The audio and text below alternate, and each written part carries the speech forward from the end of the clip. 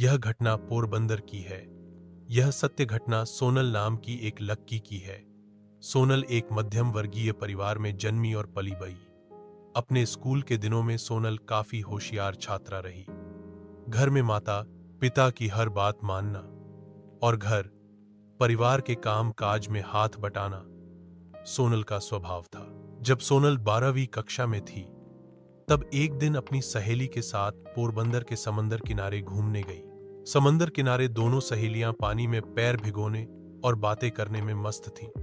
तभी अचानक समंदर की ओर से तेज हवा का झोंका सोनल की ओर आया और पलक झपकते ही वह हवा का झोंका जैसे उसके शरीर से आर पार होकर गुर गया। इस घटना से सोनल बुरी तरह डर गई, क्योंकि सोनल को उस हवा के झोंके के साथ बहू अपने जैसी दिखने वाली लड़की भी दिखी थी, जो सोनल के शरीर के साथ टकराकर सोनल के शरीर से आर पार निकल गई थी। उस वाकये के बाद सोनल की जिंदगी ही बदल गई। खाते पीते सोते जागते दिन रात सुबह शाम सोनल को वह लक्की नजर आने लगी। अपने जैसी दिखने वाली लक्की को देखकर सोनल खूब घबरा जाती, रोने लगती और कई बार डर के मारे बीमार भी पड़ जाती। परिवार ने सोनल की तकलीफ दूर करने के लिए लाख जतन किए।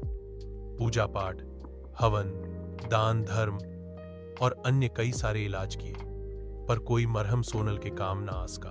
हद तो तब हो गई जब सोनल अपने कॉलेज की पढ़ाई कर रही थी। शहर के कॉलेज के प्रोफेसर ऐसे कमेंट पास करने लगे थे कि यह तो उसकी हूबहू कॉपी है, और सोनल को देखकर ऐसे अचंभित होने लगते कि जैसे पुराना पाप सामने आने पर कोई पापी अचंभित हो जाता हो। ऐसा कहा जाता है कि आज से 35 लाख 40 साल पहले उसी कॉलेज में एक लड़की पति थी और वह अचानक गायब हो गई थी।